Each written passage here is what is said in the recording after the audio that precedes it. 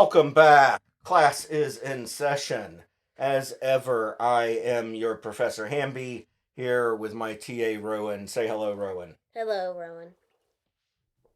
It's a bit chilly here in the offices, and I'm drinking water because my throat is dry, so I apologize if a little bit of that gets on the audio feed.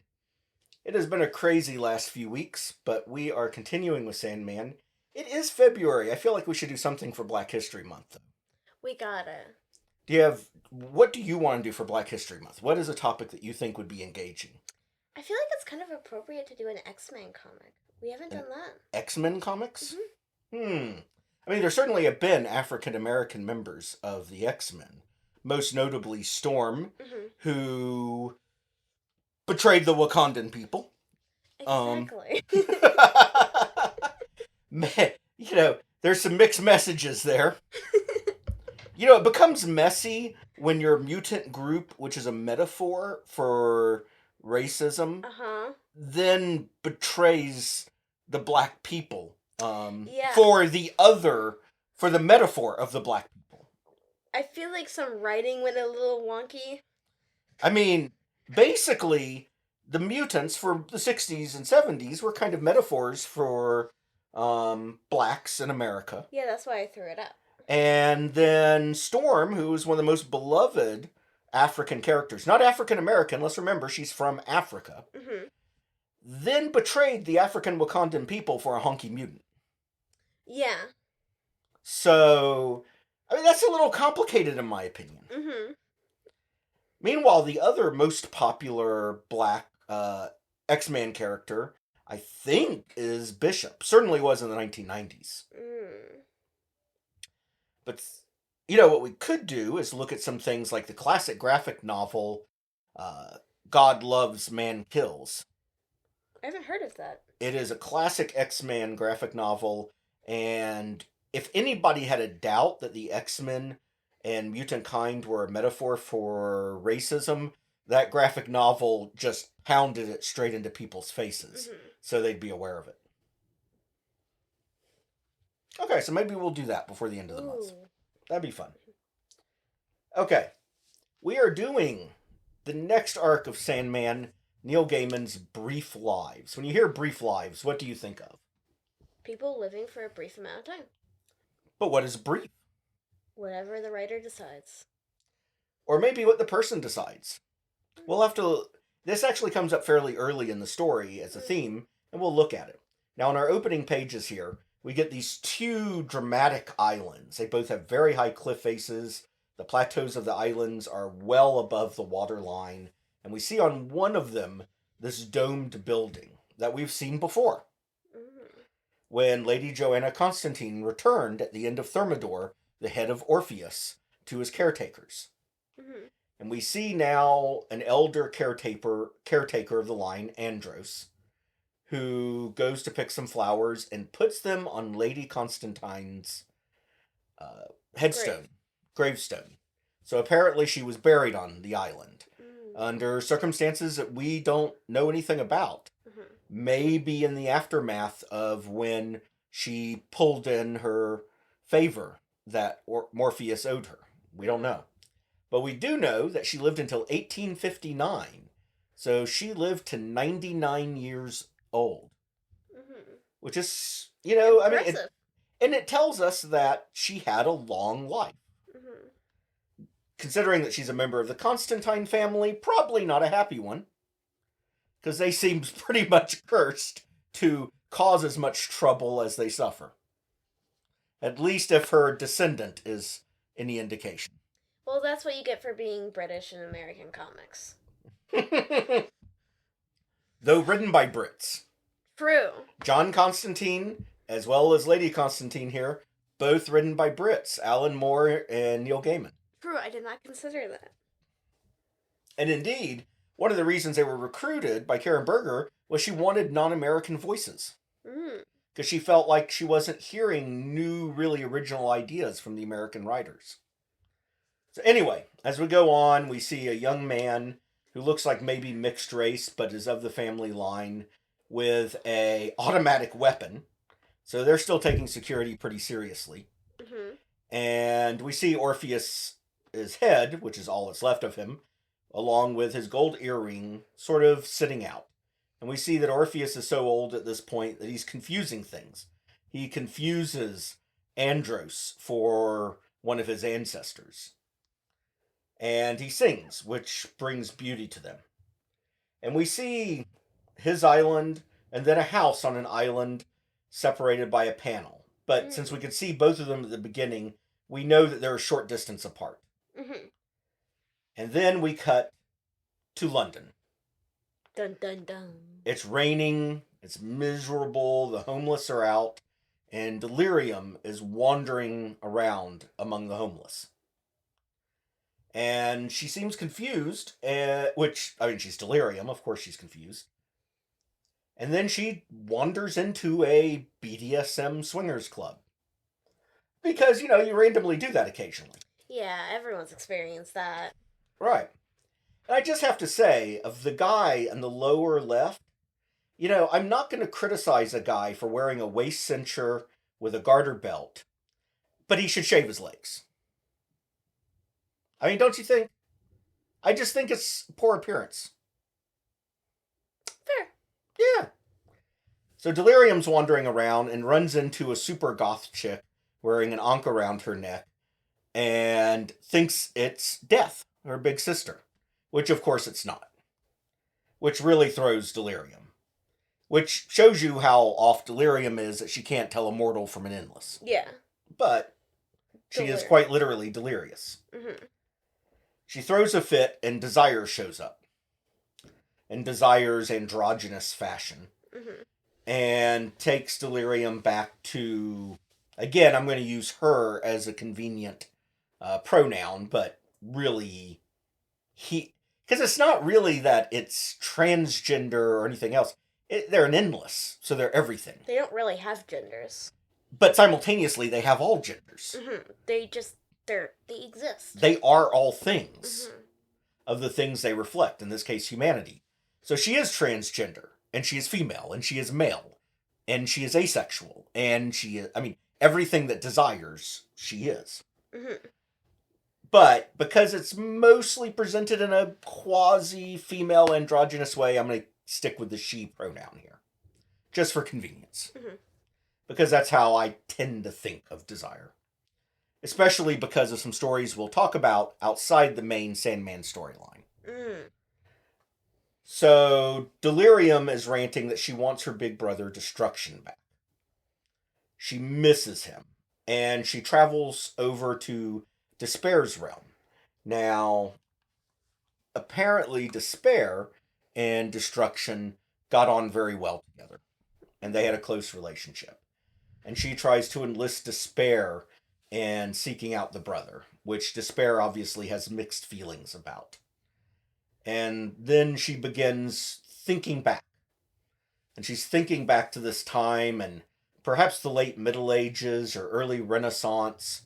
We see Destruction with his big orange-red beard, walking around with a feather in his cap.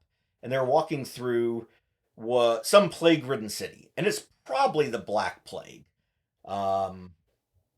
Actually, it is. It's the year 1665. I'd forgotten that. Yeah, plague, it's probably the Black Plague, honestly. Well, and London's had a number of specific plagues. True. So they're talking, and he's very kind to her. But it is shortly after this that he apparently disappeared. So Despair goes back to talk to Desire, and the issue ends. We move on, and we come back to meet emo boy Morpheus, who's at it again. He walks through the hall and says, She has decided she no longer loves me. And then the sky suddenly just starts pouring rain. Not again. Now remember, Fiddler's Green was sick of their lovey-dovey walks through his fields, so he went off to the soft place. This sort of thing. And Lucian wanders out into the cold rain and goes, what do you want us to do with that suite of rooms you made for her? Erase them. Lucian, one thing. Lord, I would appreciate it if the palace staff would be so kind as to refrain from mentioning her in the future when in my presence. Very good, Lord. And Lucian just walks away with this look on his face of, again. Because this probably is not his first breakup he's had to deal with. So he wanders around to talk to the palace staff and give them the orders. He runs into Nuala, who you may remember as the fairy who was gifted to Morpheus by Queen Titania. Mm-hmm. And Lucian says, you know that necklace you're wearing that she gave you as a gift? You might want to hide it when you're around him. Yeah. Yeah, he's a moody bloke. Yeah. Right? Anyway, as the story goes on, we see the rain is causing problems. It's literally flooding the center of the dreaming. Abel's furniture is starting to float. And he's using a ladder to build up a construction to raise up his chair to stay out of the water. Oh, gosh. Which, of course, does not go well. And No. Goldie is sitting on a shelf fishing in the living room. Fair, honestly. Yeah, I mean, that seems reasonable to me. May as well take advantage of the situation. A silver lining. And we get a full page dedicated to his moping. I mean, Morpheus really needed to use LiveJournal, is all I'm saying. Or Tumblr. Honestly, he probably does. Let's be real. Maybe there's a dream equivalent to them? Yeah. So, in the meantime, Delirium has come to visit. And she is picked up by the dragon. And she then gives it a kiss, which seems to weird it out. And so she goes to eat with him. What good timing on her part. Right. So she and Morpheus eat, and she discusses why she came, which was to enlist Morpheus in seeking destruction. Mm-hmm. And, of course, he's a moody git about all of it. Because it's Morpheus. Right. They have a long discussion, which I'm not going to go into in detail, but basically, Morpheus goes to talk to Desire, which, why he would ever bother talking to her is beyond me. Yes, she doesn't seem to have anything useful to do other than cause chaos among her family. And then we get a brief scene of when Delirium was Delight. And she interacted with Desire. With Destruction. And it's a cute scene. And ultimately, Morpheus's decision is he's going to help her look.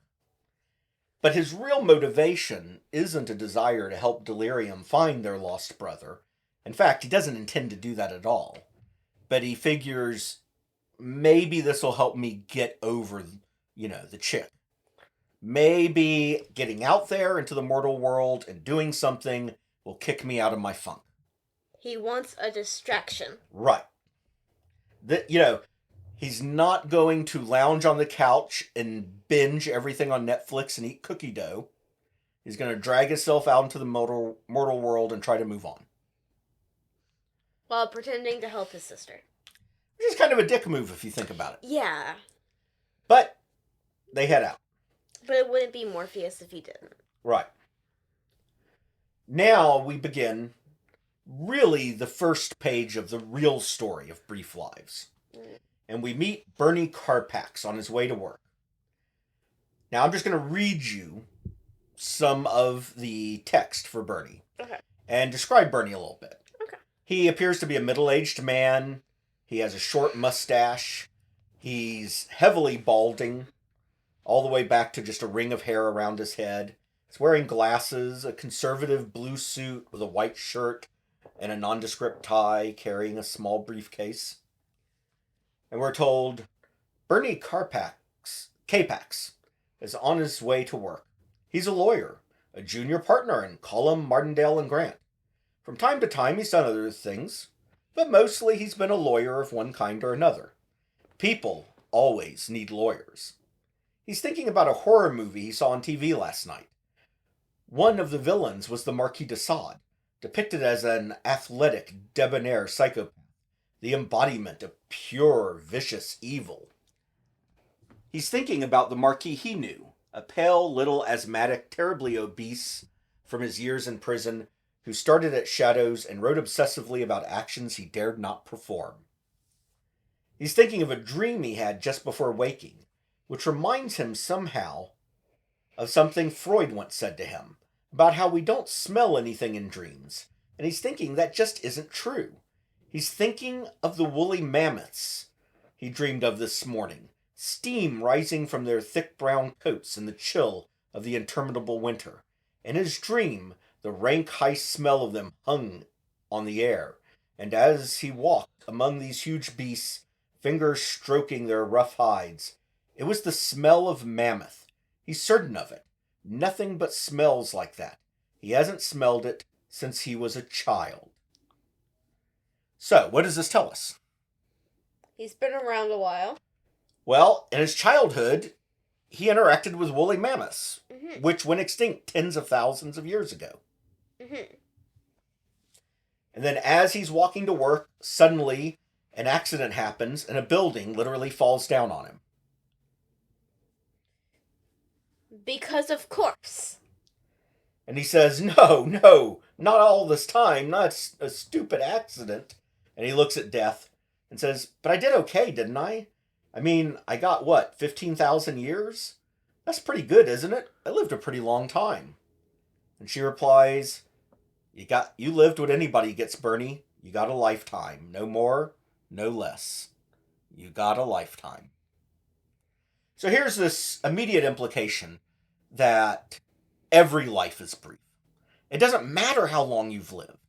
Whether you're an infant who dies in the crib, as we saw in The Sound of Her Wings, or you somehow found a way to live 15,000 years. Maybe you're a god that's lived 1,000,000 years. It's all brief lives. It's never enough. So Morpheus and Delirium start discussing how they're going to travel around. So, I mean, when you need to start moving around, what do you think of doing? What logistical steps would you take to, I don't know, equip yourself for transport? For transport? Right. I mean, you need a vehicle, right? Yeah, maybe get a bike, maybe get a car, maybe get bus tickets. What if you have to travel all over the world? Well, when I do it, I call up old Mesopotamian gods who've become travel agents. Of course. And apparently Morpheus thinks like I do. So, so they go to the Feral Travel Agency. Feral? Farrell, which is an old Middle Eastern god. And he has modernized. He was a god of travel back in his days, and people don't believe in him anymore. But he maneuvered himself so he's still alive and still powerful in the mortal world, just in a different way. And the poor receptionist. Delirium is just a nightmare for every receptionist in the world. Yeah. Meanwhile, Farrell is rich and powerful and arranges things for the rich and powerful. And you don't get much more powerful than the Endless, of course. Which are the definition of powerful. Exactly. So, one of the things that Farrell asks him is, so you'll just be staying on Earth then? You don't need to go off planet or to another plane of existence? And when Morpheus says, yeah, he says, well, that's simple and straightforward then. Yeah, so simple and straightforward. Right. Meanwhile, we encounter a woman who discovers that something very bad is happening in her apartment, and she barely gets away before the whole place just blows up. Huh. And she's left in her night clothes on the streets with the purse she grabbed, going to find clothes. Sounds like a good first action. So that and a building falling. Something's up, right? Yeah, also talk about surviving on gut instinct. So we now switch, and what do we see? You tell me. A painter on a lakeside? Maybe a lake?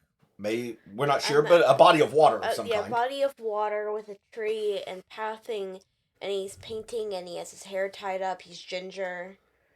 Does he look like anybody familiar? Yeah, I was about to say the reason I paused is because I had a look at him and I was like, that looks like our flashback of Destruction. Right, and it is. Oh, and he's a dog. And he's trying to paint, and he's talking to his dog, and the dog is pointing out that the painting is awful. Because Barnabas talks. Getting criticized by your own dog.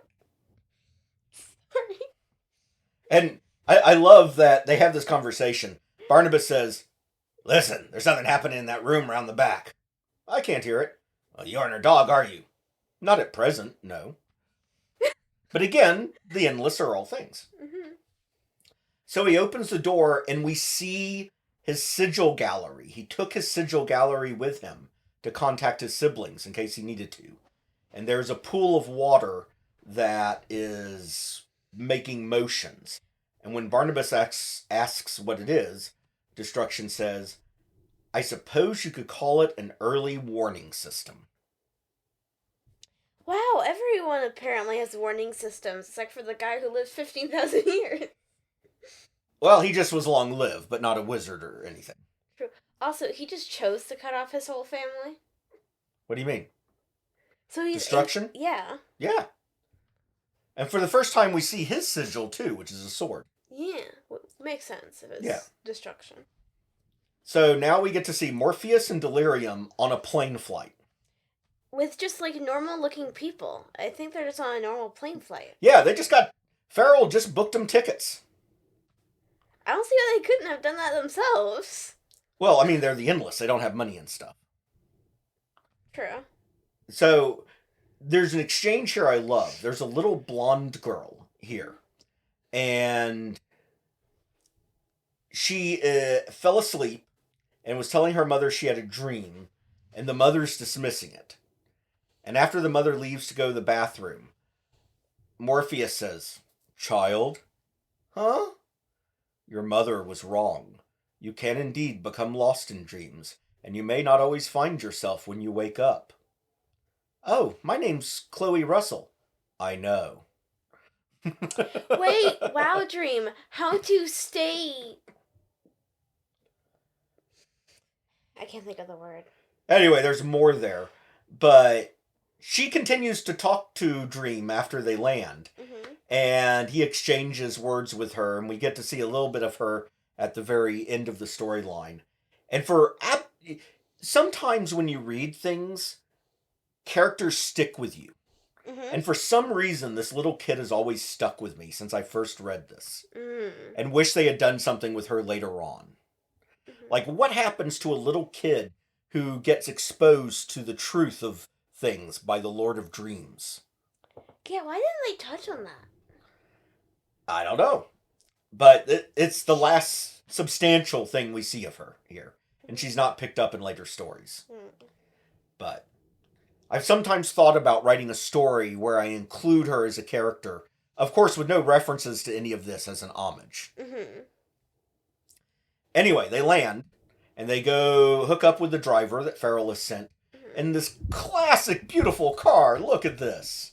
Wow. It is gorgeous. That's pretty. It's amazing. And the driver takes them on. Now, at the beginning of the next story, we meet the Alderman.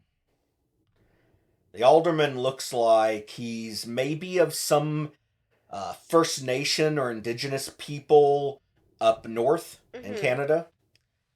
Not Inuit, I think, not that far north. And he takes off all of his clothes. He basically says he can feel something coming. And the spirit traps he laid to stop evil magic have been torn apart. So he strips his clothes off, pees in a circle, and turns into a bear. Then he cuts off his own shadow and turns it into a man to dress and go out as him. And then abandons his mind into the bear mind, so that whatever is coming for him that he can't stop will kill the human part there and leave his spirit alone.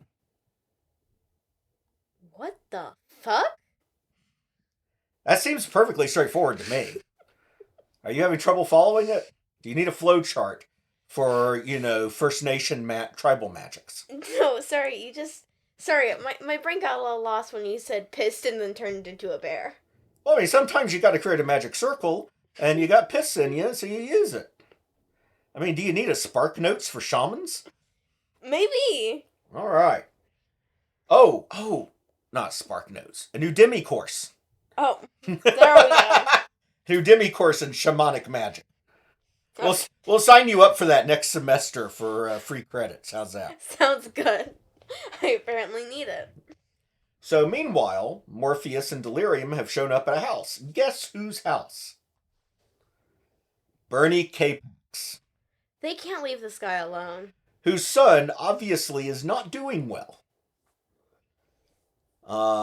He's like, yeah, my dad's dead. We're having a funeral for him. By the way, did you know him? Yes, we did. It's like, do you know what I found? Look at these. Gold Cougarans. 200 of them. I went through this filing cabinet down here.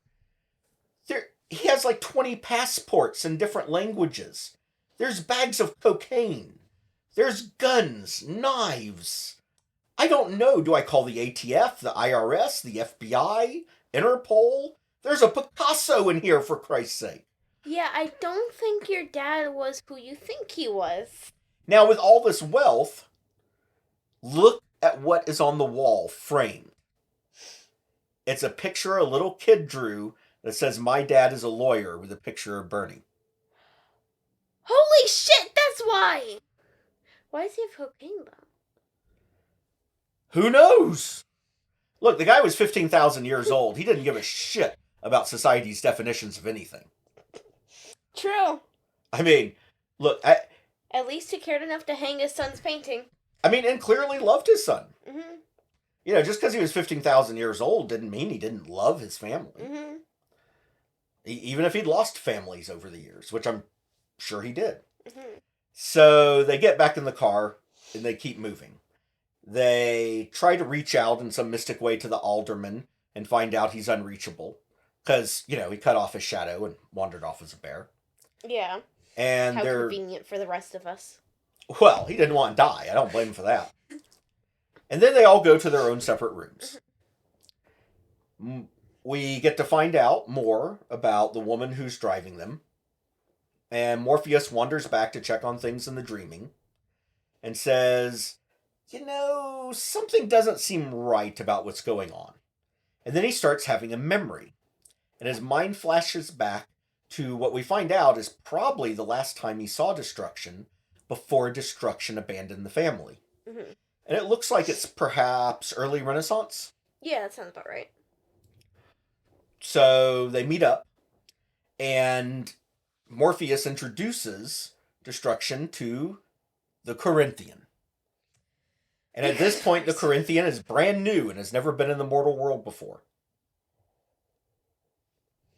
Things gotta start somewhere. Morpheus has a jewel stolen by a mortal. He retrieves it. It's an actual mortal from history that you can read about who got hung for being a highwayman.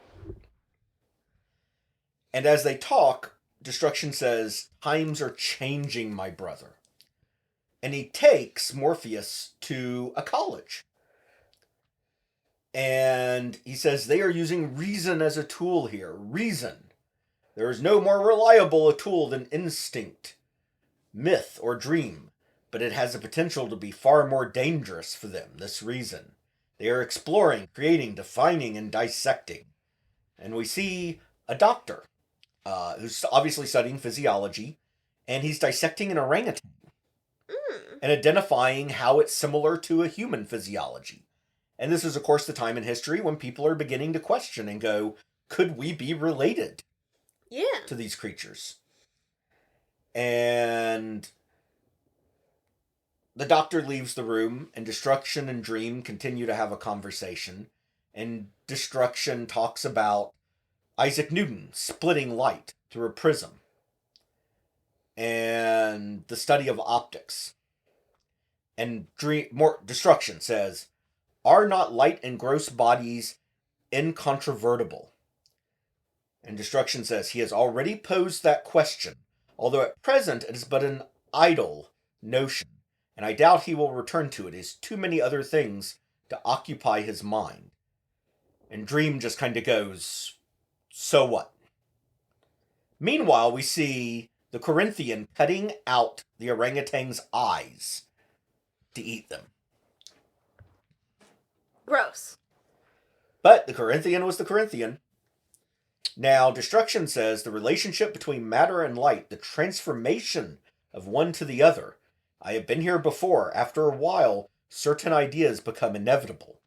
Now, he's implying multiple things. One, of course, is that this has happened in other places, other worlds, and they've seen it happen. Now, do you know what he means about the relationship between matter and light, the transformation one to the other?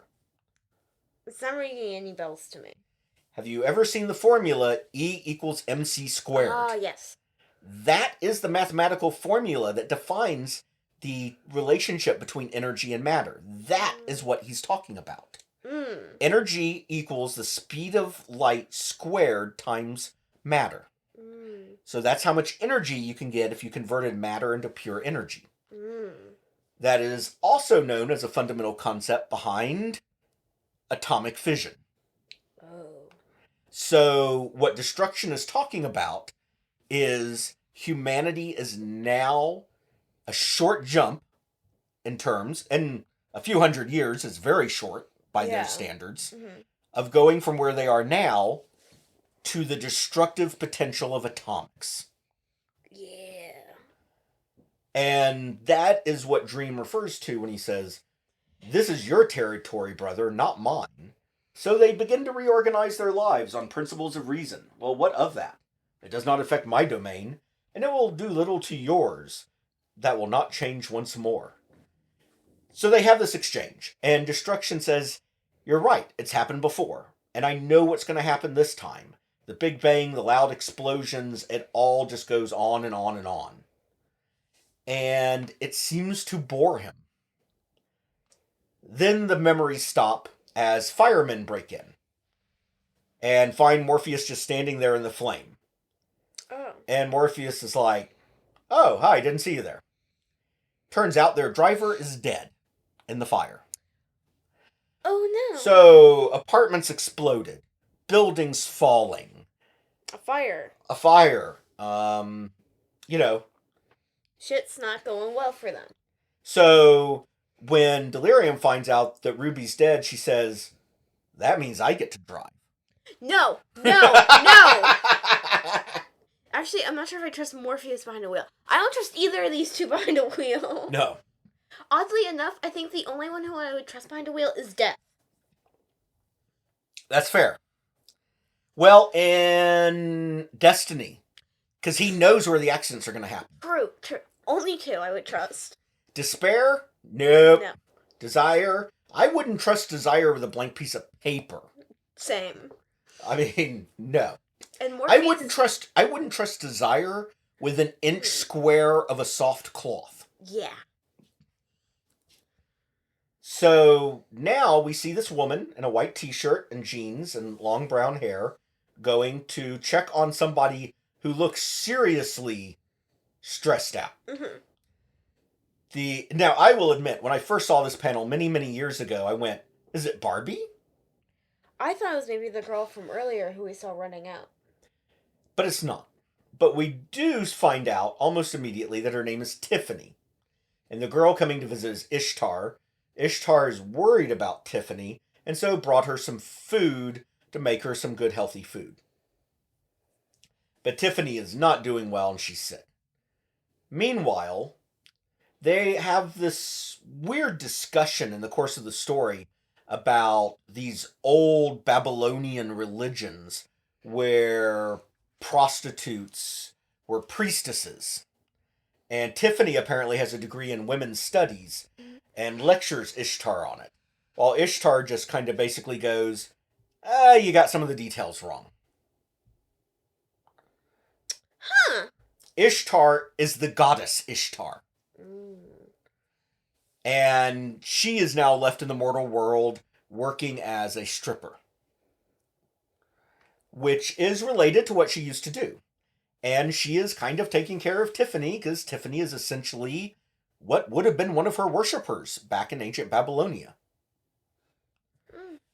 Meanwhile, we also have a woman who has a degree in women's studies working as a stripper. There's a certain irony there. This irony is lost on the people to whom delirium is an absolute danger to on the road. Yep. That's why I said this was a bad idea. They're about to be pulled over, aren't they? There's a cop chasing them. She does eventually pull over. And the cop is pissed.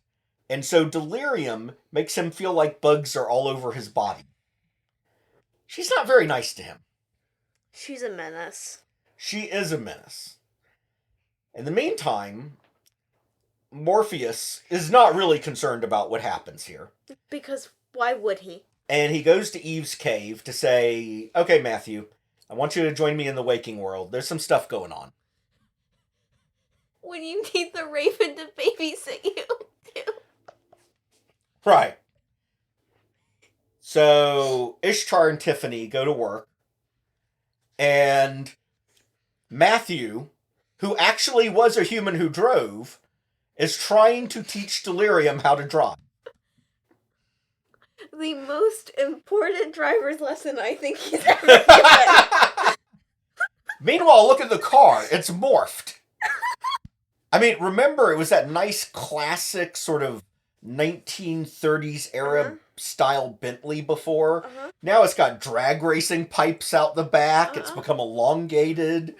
I mean, Delirium's like going hell for leather here. If I didn't know better, I thought they were trying to bring death over here. Meanwhile, Delirium's like, which way's the right? And Matthew's like, over there! Those lines! Over there! Those lanes! Don't shout, I can hear you perfectly. Are you sure?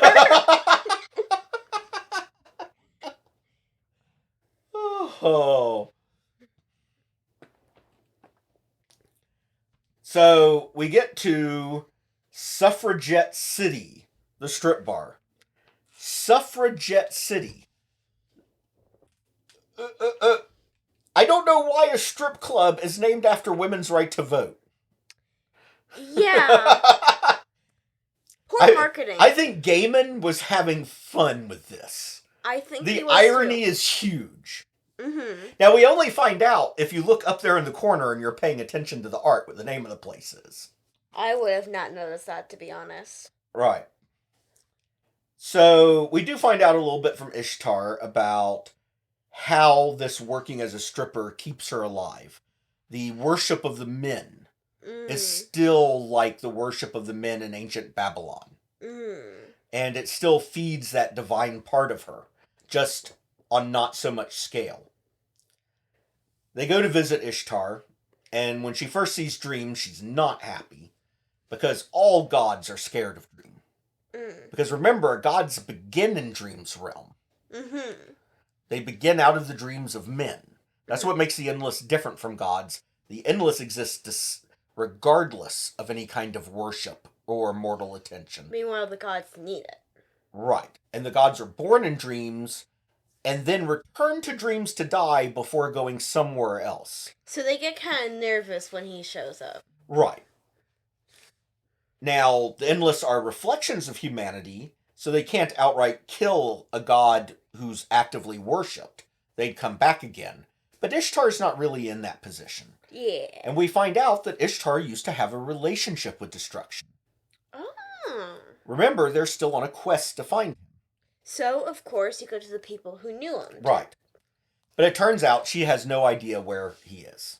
And it turns out that Dream was responsible for them breaking up. Uh-oh, because of course he was. And he apologizes for it. Character development. Character development. There's more to come. Meanwhile, as things go on, Ishtar goes back out on stage, and she does something she has not done for a very long time. She cuts loose. She releases her divinity. She drinks in all the worship of the people and doesn't stop. And I love the art right here. But it ends in a detonation. So many explosions. And Ishtar is now dead. Notice a lot of big destructive events, killing off people who knew destruction and might possibly know where he is. Oh, it's almost like someone's trying to get rid of the trail. And we find out that early warning system is what's doing it, and destruction can't actually stop it. He put it in place before he abandoned his power and his office. And now to stop it, he'd have to take it back up again, which he's not willing to do. Wait, poor Tiffany now. Now She managed to survive. She's the only survivor. When the god doesn't survive, but you do. The god presumably did something to protect her. And Desire shows up, and one of the rare non-dickish moments of Desire's appearances in all of Gaiman's works, gives her a jacket. Aww. But Desire was drawn from feeling this powerful event related to the emotion. I guess they have a soft spot for strippers. I guess. And we return to Destruction. Would you like to describe what Destruction is doing? Good fucking question. He's writing something, clearly. He's sitting with Barnabas the dog. And yes, he is trying to write a poem. Okay, I can't read the words, so I didn't know. But... He finishes and says, "Are you ready for this, Barnabas?" "As I'll ever be." I call this Basilisk and Cockatrice, a moral poem. Okay. I dreamed I saw a basilisk that basked upon a rocky shore. I looked upon the basilisk. With eyes of stone I looked no more. I dreamed I saw a cockatrice, a chewing on a piece of bone. I gazed upon the cockatrice. One cannot gaze with eyes of stone. To look upon a basilisk is really never worth the risk. To gaze upon a cockatrice is permanent and never nice. For it can never be denied, life isn't pleasant. Petrified. Is that it? It is indeed. Well, at least it wasn't long. So I guess he's trying to do other stuff than be an endless. Well, he's painting and he's writing poetry. He's trying to create, not destroy. Exactly. He's trying to be the opposite of what he is. He's trying to grow and trying to move beyond. Well, we can see they can kind of change like we saw with Delirium, because she was originally, Delight. Uh-huh. But there's an interesting question. Is she flipped over to the opposite? Or was she always? Or is it just another aspect of the same? Because there's a difference between being related and opposite. The opposite of Delight, of course, is despair. But within her own nature, is Delight the opposite of Delight? We could debate this question. And I think it would be a very long debate. But at this point, Morpheus says, "I'm out." And just bails on Delight. Major dick move. Yeah. Come on, your sister. He's like, "I'm tired of this." And he shows back up in the dreaming where Nuala is dancing around singing and says, "Stop that." He's during his breakup. He doesn't want to see anything nice. Right. But something's bothering Dream. And he decides he does want to know where Destruction is. This whole farce of a road trip is over. But he wants to know. Now remember, back in Season of Mist, Bast said she would trade for hell the knowledge of where Destruction was. Oh, I forgot about that. So Destruction goes to visit her. And finds out the truth that she didn't know. Because she's Bast. She lied, hoping to figure something out. So he moves on. And he runs into the jack-o'-lantern. And has a conversation with Lucian. And Lucian says, "Look, I think you need to know something. In your sigil gallery, the portrait for Delirium went black this morning." Oh, shit. And so Morpheus is like, okay, I'm going to talk to Death about this. So he calls Death, and she shows up, and she starts to have a conversation with Lucian and ignores Morpheus. And eventually Morpheus gets annoyed with her ignoring what he says to her and basically says, I'm not talking to you. I'm pissed at you. What did you do to Delirium? I beg your pardon? What have you done to her? She's closed off her realm. You've seen her sigil. It's black. What did you do? I did nothing to her. Dream? I merely curtailed our journeyings. And basically, Death again plays Big Sister, chews him out, and tells him to pull on his big girl panties and act like an adult. You know, for someone, 5 billion years old, he acts awfully childish. Uh-huh. So, eventually, he agrees to do the right thing, and she gives him a kiss on the cheek. And he goes into Delirium's realm, which he's powerful enough he can do regardless of her consent. Oh, so the lesser endless could not enter, say, Dream or Death's realm without their consent. But the lesser endless, like Desire, Delirium, Despair, the more powerful endless can enter regardless. With Death and Dream being very powerful. Yeah. And basically he has a long discussion with Delirium and says, I was wrong. We need to finish this. And she goes, okay, let's do it properly this time. And we now see destruction again. And he went to the village to get provisions, and he's going to make dinner. It's probably not going to taste good. Probably not. We also see a sculpture he's worked on outside. It's not very good. There's resemblance of a person. He's trying to be a creator, but it is against his nature, and he's not very good at it. Uh-huh. But you know what? Barnabas is a dog. He'll probably eat it anyways. Yep, exactly. And Barnabas mocks him, which I will save it for people to read on their own. But I love Barnabas. Who can't love Barnabas? Exactly. So Dream says, okay, we need to summon entities who can tell us where Family of the Endless are. Because the Family of the Endless, like Destruction, follow different rules than others. So they go to a funhouse, a maze at a carnival. And they walk the maze. And then it becomes a different maze. And then a different maze. And a different maze. And they do this whole metaphorical maze walking until they end up in Destiny's garden. And his hedge maze. Because Destiny is Destiny. Yep. So he probably knows. And down here we see a vision wandering in the garden of her when she was Delirium when she was Delight. And we actually get to see that in a later story. Oh. Outside the regular continuity of Sandman in one of the anthology collections. Now, we wander on and we get to see the Endless as giant statues. And Destiny basically says, I can't help you. It's not written in the book. I can't help you, and I can't tell you what's going to happen. And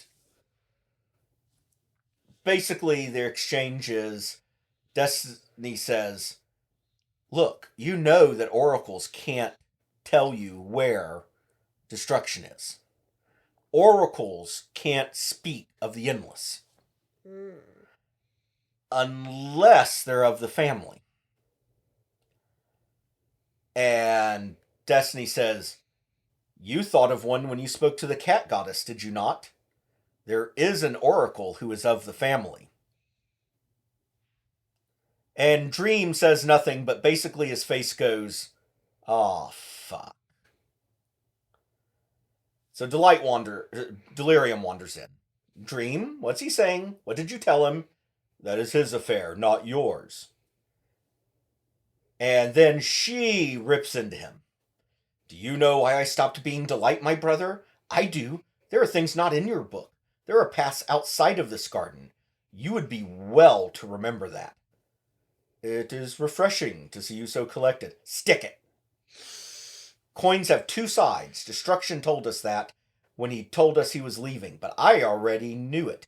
You did too. So this is the other side. Destruction is interested in the other side of the coin, in creation. But we're going to talk about that when this story is over, because there are things happening here that I think very few people have ever picked up on, and people miss. Now, a lot of people think that this whole discussion of two sides of the coin is at once simplistic and very mysterious. I don't think it's mysterious at all. And we'll discuss why. So we go back and we get a short view of when Destruction gathered the family together and said he was leaving. Oh, so at least he told people he was JPSing, though. Yep. And we now see that, well, I mean, you tell me, what do we see here? They're on the mountain, the other mountain. The island. Yeah. The high island plateau of Orpheus. Yeah, he's on the opposite one to the one we saw that Destruction's on. So you think Destruction's on the other island? Yeah, because it's the only time we've seen two, tall islands in the... Good observation. History. A lot of people miss that at first. Really? Yep. But look, this is Morpheus and Delirium. They have no idea that who they're looking for is just over there. They're going to visit Orpheus. Because Orpheus is the oracle of the family. So he can determine where Destruction is. But remember, Morpheus created a rule that he would never see his son again.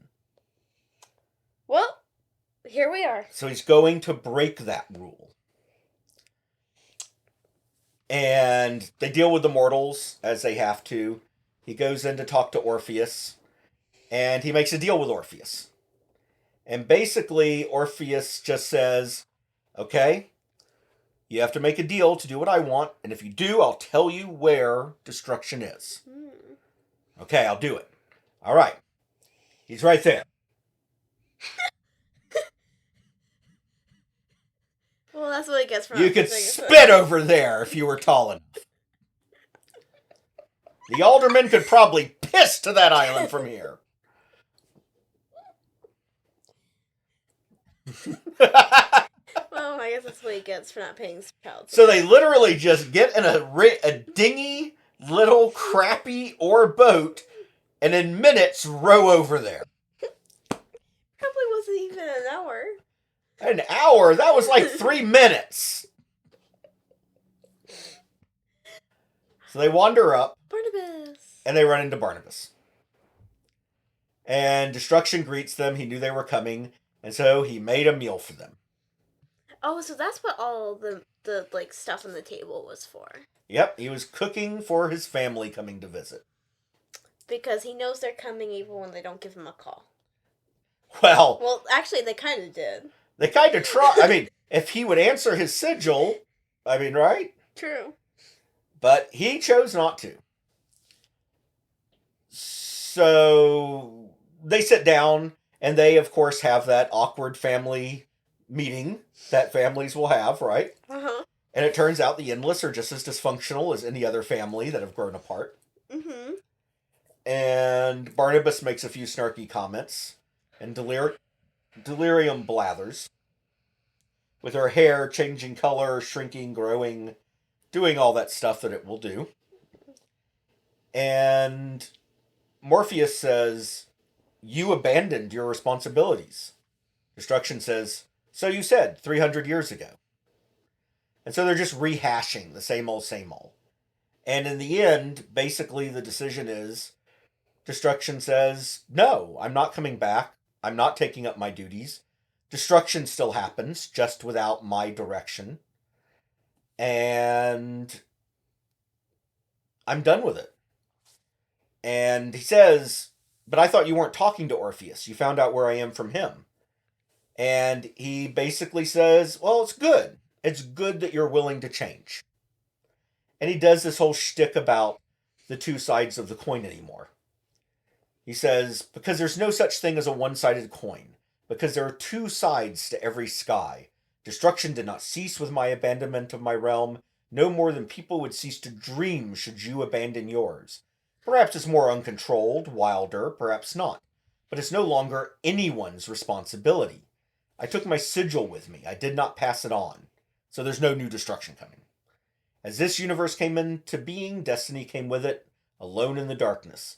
Before the first living thing came into existence, our sister was there waiting.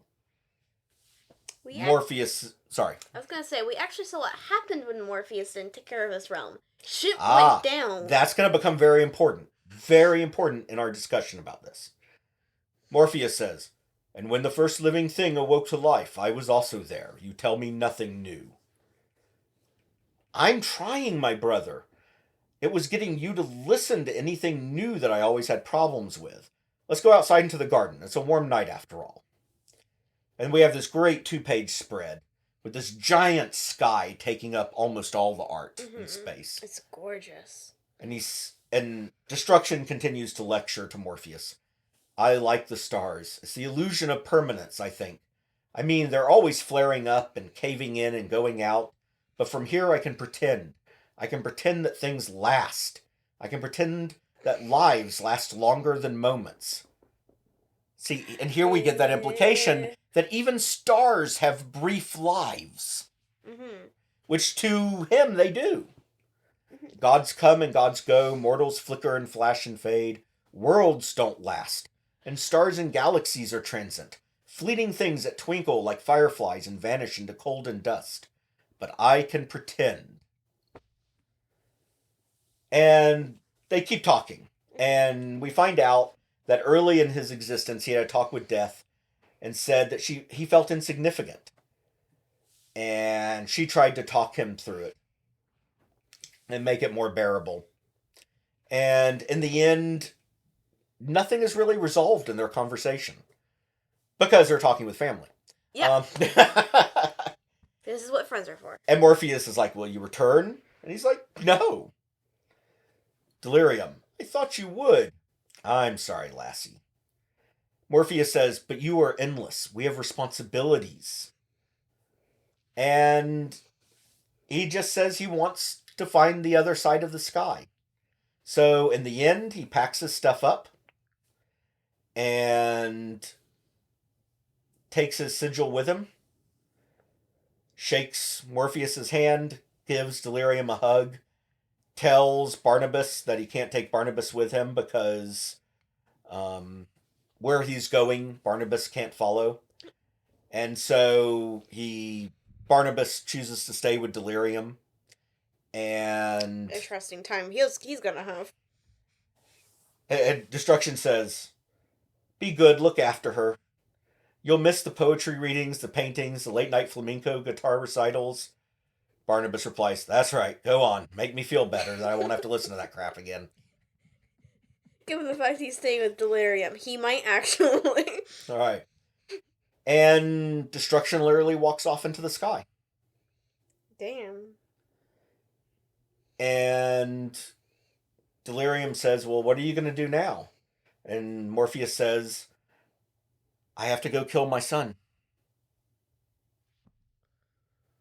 This family is so dysfunctional. Well, Orpheus was cursed for immortality, and only an endless can kill him now. And that's what he's wanted, for his father to end his existence. And Morpheus has always been afraid that he would grant that, because he can't stand to see his son in pain. And that's why he said he would never see him again. So Morpheus did what Morpheus does best. Ignore the problem. Well, it's more complicated than that, and as we'll see. So Morpheus does in fact kill Orpheus. And leaves the body with instructions to be buried. There's discussion among the endless. And Desire gets what she wants. Remember, she said she'd bring the kindly ones down upon Morpheus, by making him spill family blood? Well, he now has. Shit. So what Orpheus didn't understand is that by killing him, Morpheus will now be destroyed. The kindly ones will come to destroy him. That's not good. The one thing that can destroy the endless. Morpheus goes into the palace. He sees Nuala with the necklace that the ex gave her. And he says, Nuala, that pendant around your neck, I've seen it before, have I not? Yes. Ah, well, keep it. Where it is, no matter. Perhaps my journeyings have indeed accomplished one thing. Do not trouble yourself, little one. Go in peace. Character development. But, okay, so at the end of it, people are like, oh, he's still stuffy and kind of a jerk. But notice here his hands. We don't get to see his hands, do we? Yeah. They're stuck in his jacket. Mm-hmm. So while some of the people in the palace are like, yeah, great, Morpheus is still being stuck up, what we see is when he goes into his chambers, he takes the jacket off and his hands all the way up to his elbows are covered in blood. Oh, no. And he washes them. And he just stares in the bowl with Orpheus's blood, remembering their last exchange, and cries to himself. We see the aftermath, the homeless woman at the beginning of the story, Chloe Russell, Bertie K-Pax's son, the state trooper who's still institutionalized. Because no one's going to believe him. Well, and he still feels the bugs all over him. Oh no. Wow. Man, Blair. He's strapped down to a bed. Tiffany is now on talk shows. And we see Desire. And she has accomplished her goal. She has made Morpheus spill family blood. And so the kindly ones will be brought down upon him. Now, let's go back to the themes of duty and change. Here is something that I think people do not comprehend heavily when they read this. And I see this when they discuss this. Morpheus has historically not changed. That's true. But what is Morpheus known for, aside from being emo, as the Lord of Dreams? Yeah. His rule-making. Now, I've avoided talking about this in the past, but, I mean, he's known for that, right? Yeah. I mean, Lucian has said his nature is to make rules. It seems like he's always making rules. But it's not his nature to. His nature is actually chaos. Dreams are chaos. Right? So where does the rule-making come from? The rule-making is that while Destruction is lecturing Morpheus about the other side of the coin, Morpheus has been using the other side of the coin his entire existence. His nature is chaos, and yet he embraces, as part of his responsibilities, rule-making. Destruction is an idiot. Morpheus knows everything that Destruction is prattling about, and while Destruction says that Morpheus isn't listening to him, he's not listening to Morpheus. Those rules of Morpheus are to save lives and protect people. He may be an emo git, but he is essentially one of the kindest entities in existence in a way. Because we see what happens when he doesn't take his responsibilities. Right. People die. People don't wake up. Worlds die. We have not gotten to see it. We will see it in a sequel series called Overture. But the thing that led him to saying that he could not let things alone with Rose, the amulet, was because he had done that before, and what he thought was mercy led to a world dying. A whole world. And he was only captured for was realistically a very brief amount of time. 80 or so years. Which to us is a lot, but for the entire world of existence may as well be a blink in the eye. Right. And hundreds of people died. Which is, let's keep in mind, that is what Destruction has done. Not given up the sigil, but abandoned responsibilities. Now, Dream did not abandon them. He was cut off from being able to perform them. Mm-hmm. But we don't know what could have happened if Destruction had kept up his duties. Mm-hmm. But over 300 years, what might have been better? I mean, could he have eased people into atomic power better? Could we have avoided, potentially, the world wars? Mm-hmm. I mean, it's an open question. Because for all we know, he's kind of what caused W1 and 2. Well, no, people did. Humans caused that. Mm-hmm. But if he had been doing his job, could he have managed it and manipulated things to not be so brutal, so horrible? Mm-hmm. And so this whole time that people talk about this great mystery and what's the other side of the coin, and people ask how does it refer to Morpheus, Neil Gaiman has told us the whole run of the series. That's a mystery to people? I know. That makes sense. Right. You only really have to think about it for a little bit. Morpheus has known the other side of his coin from the very beginning and used it. And now he has broken a rule. And what is chaos without rules? Constant shifting and change. Mm-hmm. Which is the nature of dreams. Mm-hmm. And now that he's broken a rule, he's going to die. He has to keep his rules to stay consistent. Mm-hmm. Will another dream take care of the mortal races to the degree that he has? Will they care less? We don't know. Maybe this next one won't be an insufferable emo bitch. We don't know. It'd be worse. So, I mean, there's an irony here that, people think there's this big mystery and think that, oh, well, what is the other side of the coin for Morpheus? We've been shown it the whole series. But Morpheus has embraced the other side of the coin without abandoning his responsibilities. Mm-hmm. A perfect balance. Right. And he has personal flaws. But Destruction's just an immature git. Mm-hmm. So, I think it's an interesting series in that regard. Mm-hmm. Now, next time, we are going to indulge in doing a single issue of Sandman. Ooh. My personal favorite single issue, Ramadan. Art by P. Craig Russell. Beautiful. It is just absolutely gorgeous art.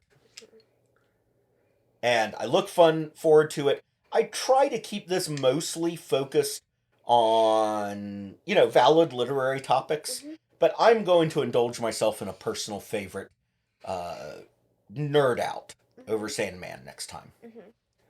All right. Class is no longer in session. Okay, class is dismissed, but you are not. I have a quick info dump for you. If you want to listen to more of the podcast, we are available everywhere.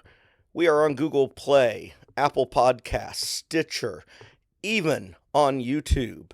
Additionally, you can find me on social media, on Mastodon, Twitter, Tumblr, TikTok. I probably have a copy of the podcast on an iPod mini in a hobo's pocket in San Francisco. That's right, time travel. Do you want to know where you can find all these links? You can find them on my link tree. That is linktr.ee/ProfHamby, ProfHamby. It is the comics course. And don't forget your homework.